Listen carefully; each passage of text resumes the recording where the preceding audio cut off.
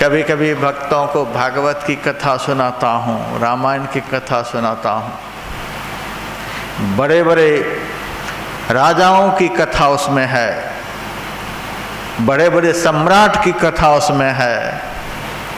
इतने हजार वर्ष, इतने लाख वर्ष, इतने करोड़ वर्ष इन्होंने राज्य किया और अपने पुत्र को राज्य सौंपकर जंगल चले गए।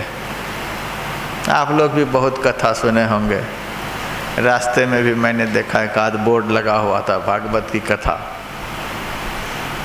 राजर्षियों का चरित्र है। इतने हजार वर्ष राज्य किए, फिर बुढ़ापे में अपने पुत्र को राज्य सौंप दिया, जंगल चले गए।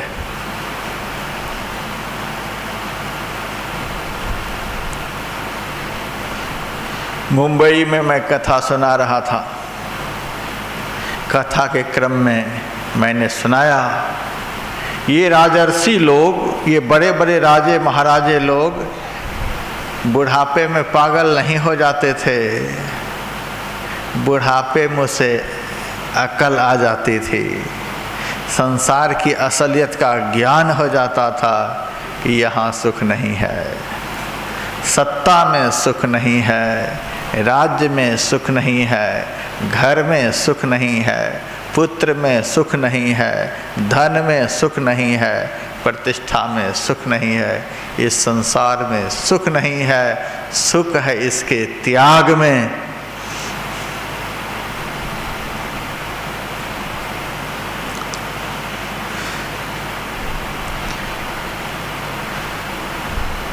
तो भागवत की कथा हम लोगों को बतलाती है,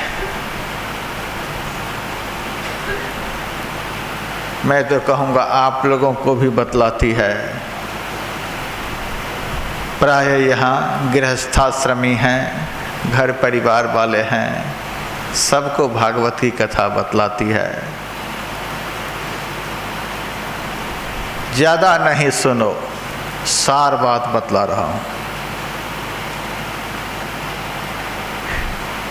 लड़के घर संभालने के योग्य हो जाए,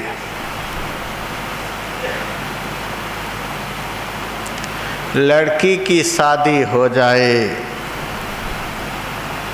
घर में बहू आ जाए, भागवत की कथा बतलाती है कि तब सारे गृहस्थी लोग चाबी फेंको और माला पकड़ो। भागवत का यही ज्ञान है। और जो बुढ़ापे में भी माला नहीं पकड़ोगे और चाबी नहीं छोड़ोगे तो कोई ऐसी दुर्गति नहीं जो आपकी नहीं होगी।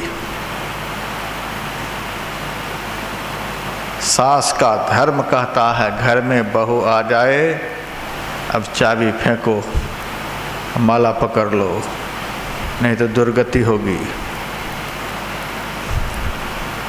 पुरुष वर्ग के लोगों से भी मैं कहता हूँ, लड़के गृह संचालन के योग्य हो जाए, चाबी फेंको और माला पकड़ो।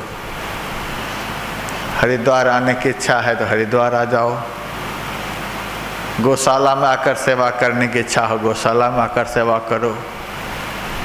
दुनिया में कहीं जाने की इच्छा नहीं हो तो अपने घर के ही एक कमरे को बंद करके दिन रात अब भजन करो, नहीं तो बड़ी दुर्गति होगी। मेरा प्रवचन जब समाप्त हुआ तो मेरा प्रवचन सुनकर एक भक्त ने पुत्र के हाथ में चाबी फेंक दी। दूसरे साल जब मैं मुंबई गया तो मेरे पास आकर लगे रोने, महाराज आपके कहने पर मैंने चाबी फेंक दी और तब से हमारी दुर्गति हो रही है।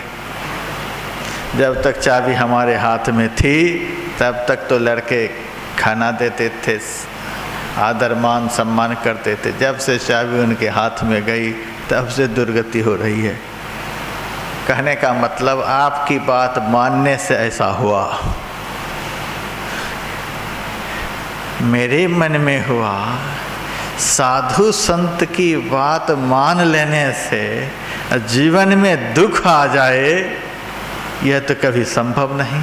यह पहला आदमी मिला साधु संत की बात मानकर और अपना मन भजन में लगाया, फिर भी इसका जीवन दुखी हो गया। यह कैसे हुआ? गीता में भगवान का वचन है, त्यागात् शान्ति अनंतरम।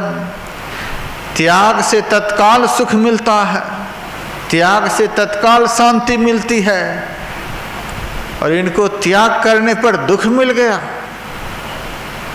आखिर बात क्या है? मैंने उनसे पूछा, मैंने कहा था चाबी फेंको और माला पकड़ो। चाबी फेंक कर माला पकड़ा था कि नहीं पकड़ा था? अरे महाराज, धोखे में दोनों फेंक दिया।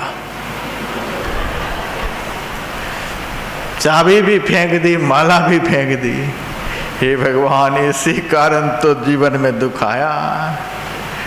माया मिली न राम, न संसार के रहे न परमार्थ करे, दोनों खत्म। नहीं तो माला पकड़ने से दुख हो जाए, यह तो कभी संभव नहीं। गुरु नानक देव जी महाराज कहते हैं, सिमरो सिमर सिमर सुख पावो।